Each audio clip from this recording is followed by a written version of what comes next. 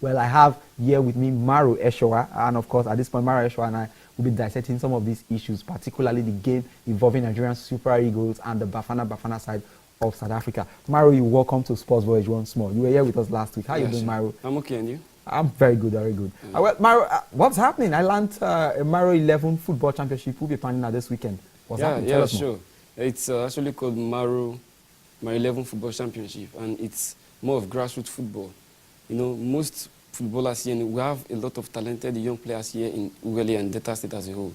So what we're trying to do is making sure that these students come around. Most of them are students, actually. 95% of them are students, and they come around, play their football. Normally, they play football for fun, but in this situation, it's going to be a tournament where there will be a prize, there will be a cup, there will be medals, and they will have a feeling of involving in something good, something nice.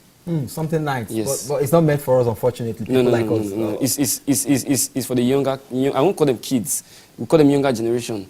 18 years old, 17, 15, 14. Kids with passion. Kids that want to actually play football. Some of them have dreams of playing football when they are adults. So we need to give them that platform to know that, okay, if you train well and you're good, sometimes talent alone is not enough. You train, you're talented, and you can perform on a little tournament like this. You can get picked up to something greater. All right, Maro, well, we hope for the best in this particular tourney. It will be starting at this weekend on the 17th precisely at Ekrejebo school pitch there. We'll be seeing some of the finest guys, as far as young guys are concerned. They'll be doing their own thing in their own way, chasing the round ladder around the pitch. Well, let's see what they will do. And of course, we just hope that at that platform too, we discover future talent that will represent the Super Eagles of Nigeria. Well, this weekend, the Super Eagles of Nigeria will be in action against South Africa. It's now or never for Nigerian Super Eagles. The last two Nations Cup we've been missing in action, and we need to be there this time around. Do you think Nigeria can beat South Africa and get a result? As a Nigerian, yes, I believe. As a Nigerian, yes, I believe. Because the last time the South Africans were here, they beat us 2-0 at the Uyo Stadium. And we're going in now for revenge. And I feel the South African team are a little bit weakened because the coach was complaining recently that most of his key players are injured, yes. But we are having injury crisis in our own end too. Yes. Francis Odnaka Uzoho will not be there. Wilfred Ndidi has an unfortunate yellow card. And of course, Odion Ighalo, picked up a knock just last week. My major concern here is actually Odion Ighalo because he has been our goal source, let me call it that way. I think there was a match against, the match he scored a hat-trick, and the other one he got a brace against the Libyans. So I feel his absence will definitely hurt us. But at the same time, you look at the presence of players like Moses Simon, players that are fast, like I said in the last show. If we have those fast, pacey players, I think we'll be able to get something out of the game. Okay, fast, pacey players. And there is the dangle of $25,000 per goal. Will that dangle make any difference? Yeah? Yes, sure. Wherever there is cash, there's inspiration. That's what I feel. I feel whoever set that particular, because I'll call it a standard, you can score more goals and you get more money. So I feel it to be a motivation to these players because actually most of them have family, most of them have things to actually do with cash. So I believe it's an extra motivation to the players themselves.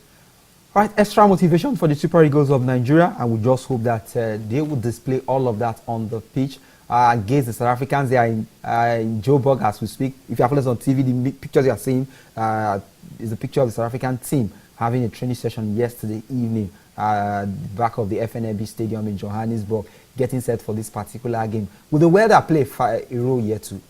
Yes. That's the weather like in South Africa at this point in time. I think it's getting cold. I think it's getting to the winter period.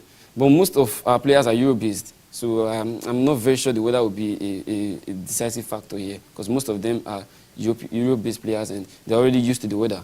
Well, what now happens if the Africans in the last couple of days they've been trying to create an awareness for this particular game? What now happens if at the end of the day we see the stadium people with fans, South African fans most especially? Don't you think that will intimidate the Super Eagles of Nigeria too?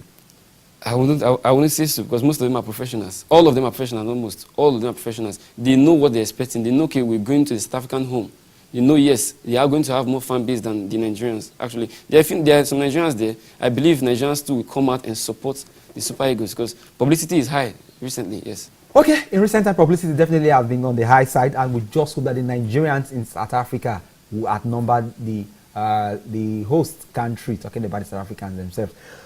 Let's proceed to the second half segment of the program and meet the thinker man himself, Claudio Ranieri, where Claudio Ranieri yesterday was officially appointed the manager of Fulham. Well, today Claudio Ranieri granted his first interview, and Claudio Ranieri has been outlining his vision for the club side. You know, as an Italian manager, for us, the defensive way is the basement of the team. That is important to have a strong vision of the defense way. But it's not only the fullback or the goalkeeper, it's all the team. When you attack, you have to attack in 11. When you defend, you have to defend in 11. Always I look forward and I want more. And then I hope to make a very good job here. Well, the man is hoping to make a very good job there at Craven Cottage, but he just talked about his philosophy there, the defensive mentality, the Italian mentality that has to do with defending. He's saying when you attack with 11 players. When you defend with 11 players. Will this not backfire in the EPL?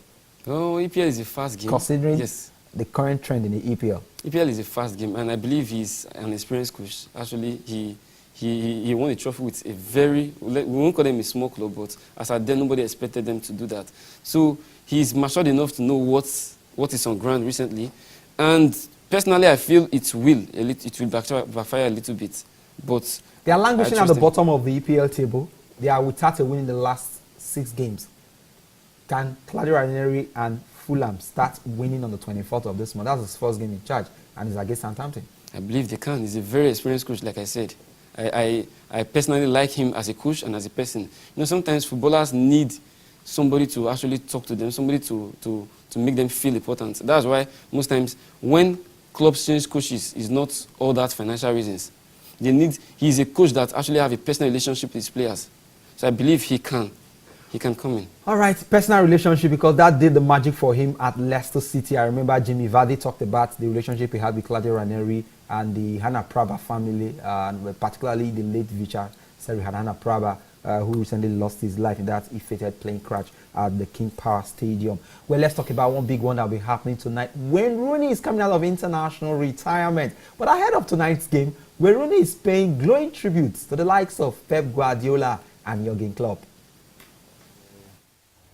You know, Spain or German manager, Italian manager.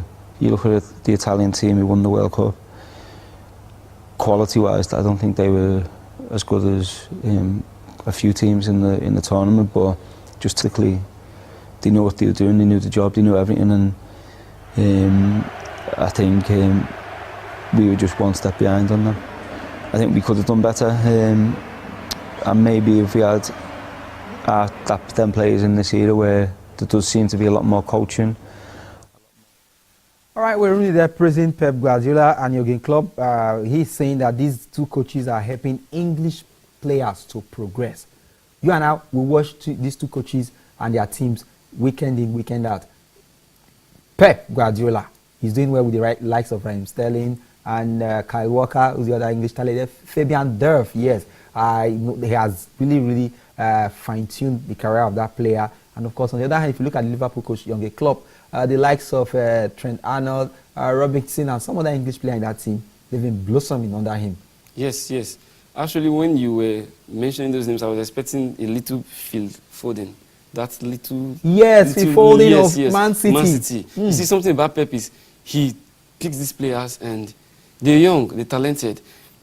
Most British players, the normal psychological stuff about them, when they get a particular age, they come down, they drop down. That's what people think about them. But is it because of that kick and follow mentality that they have in England? I feel so, because Pep is more of playing the ball on the ground. You know, you build up to a particular goal, you see 32 passes, 40 passes. They're taking their time. They're not rushing. They're not okay. No. There's a particular mentality that goes with Pep. And talking about Klopp, everybody loves him. He's a man that knows what he wants. Everybody loves. And he's good for Premiership. Definitely, everybody loves Jurgen Klopp, and I know those Liverpool diehards in the building can testify to that fact. But Gareth Southgate is the man who extended this invitation to Wayne Rooney. What is he saying about this invitation? Let's find out. It's been disappointing to see him almost having to defend his inclusion within the England group.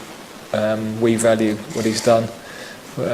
We value what he's given. We know when you're in a dressing room and you share a dressing room with someone, and you know the hardest thing in football is to cross that line, and it's incredibly hard when you're the person who's expected to deliver.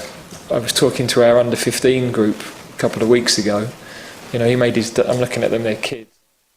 All right, that's Gareth Southgate there sharing his view on the negative reactions that have trailed Wayne Rooney's invitation to the Three Lions of England. Well, it would have happened the same way in Nigeria too. Yeah. Had it been and Ayegbeni, for instance, Yakubu Ayegbeni, were invited to this game against South Africa, the reaction would have been very negative in the Nigerian press. Yes, that's football. I feel the negativity surrounding when Rooney is coming back is born out of the fact that he left England. Unceremoniously. Yes, unceremoniously. If he was playing for a club in England, I feel they would welcome him with open hands. That's something about the British people. All right, Maro, thank you so much, and we wish you all the best in the MARO11 Football Championship coming up. It's a pleasure. Thank you very much. All right, that will be the size of Sports Voyage. Tomorrow when we come, we'll return with a bang on the Pigeon edition of the program. My name is Jarrock. Have a lovely day.